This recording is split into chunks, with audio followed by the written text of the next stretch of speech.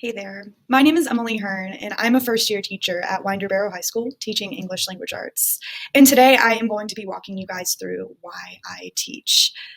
To begin, I want to emphasize that for much of my childhood and early adolescence, teaching just always felt like something that would be a part of my future.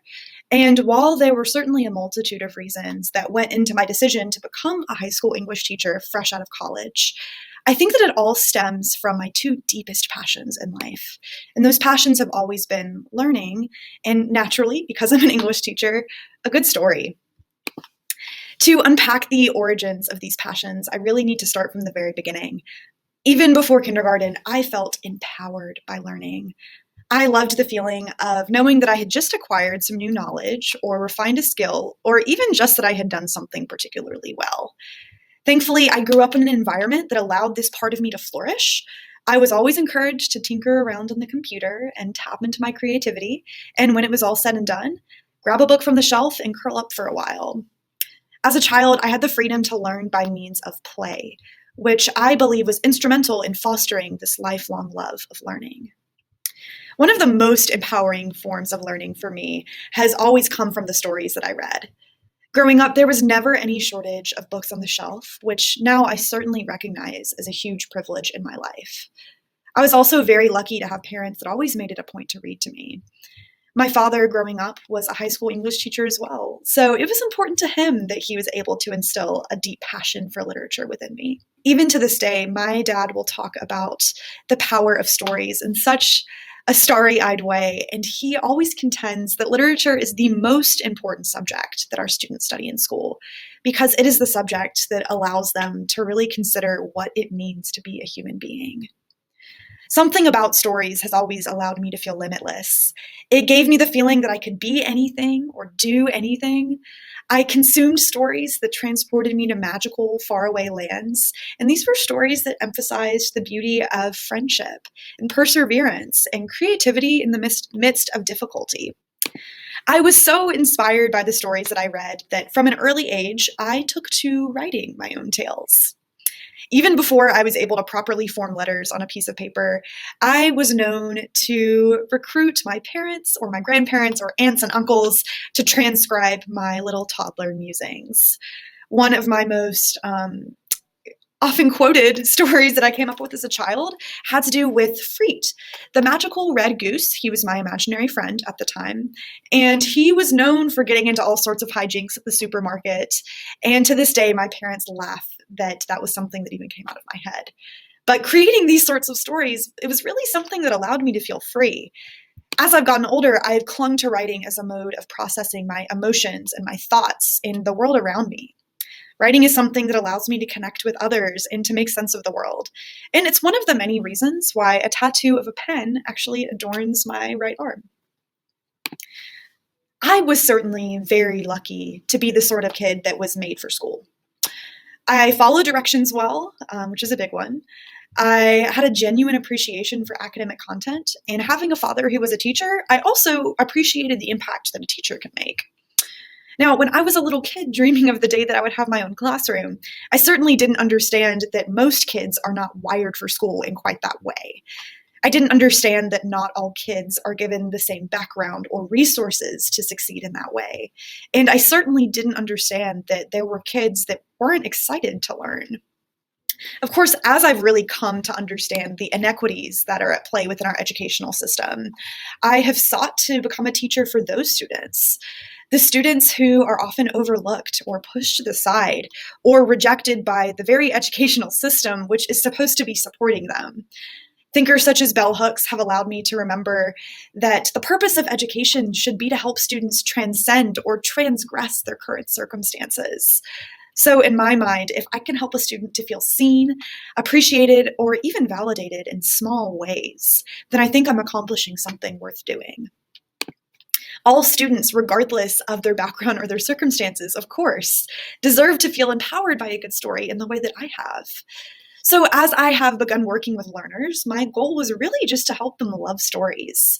Of course, covering the standards was a priority, but I've had to remind myself that very few students actually have wonder in their eyes after learning about literary devices or characterization.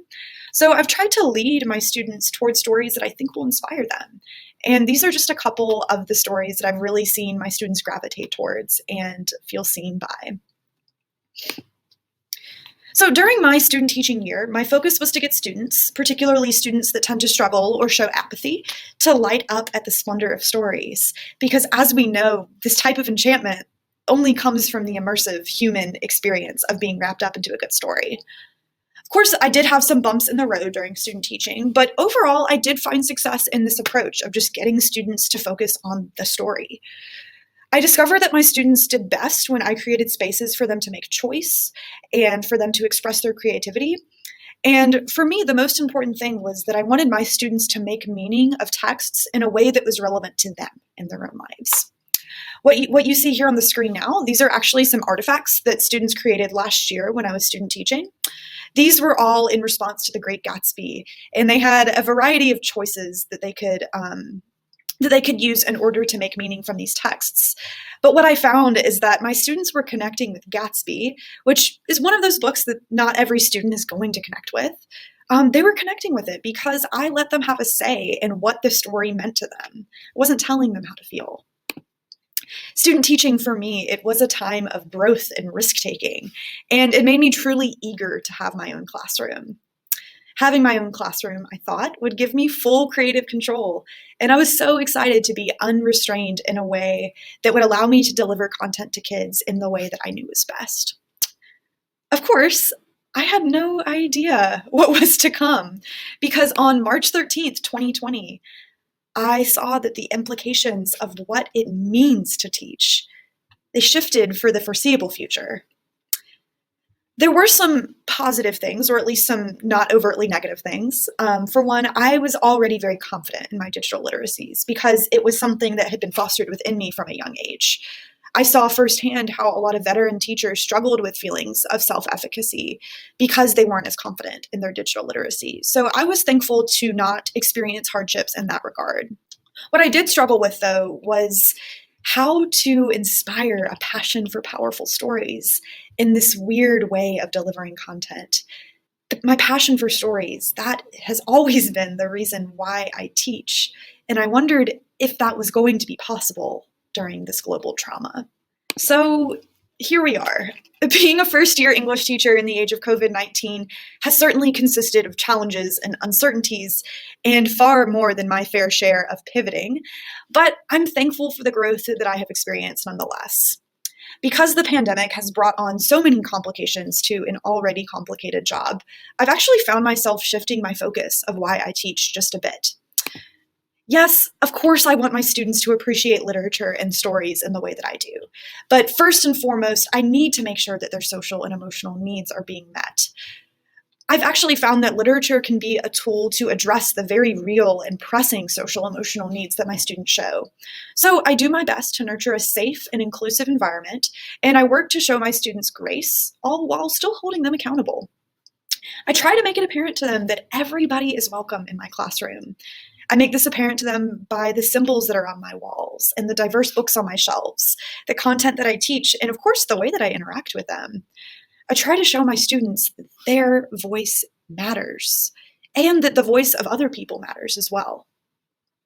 I don't suspect that being a teacher is ever particularly easy, though I have to wonder if maybe there's something uniquely difficult about being a first-year teacher during a pandemic. When teaching feels impossible and I find myself losing sight of why I teach, I look to the calm words of wisdom from Mary Oliver, my favorite poet and spiritual mentor in a lot of senses. This is an excerpt from Wild Geese. You do not have to be good. You do not have to walk on your knees for 100 miles through the desert repenting. You only have to let the soft animal of your body love what it loves. Whoever you are, no matter how lonely, the world offers itself to your imagination, calls to you like wild geese, harsh and exciting, over and over, announcing your place in the family of things. These are words that remind me why I teach. I teach because I have absolute faith in the power of words. And above all else, I believe that my students deserve to have the sort of power that words can offer them. and that's why I teach.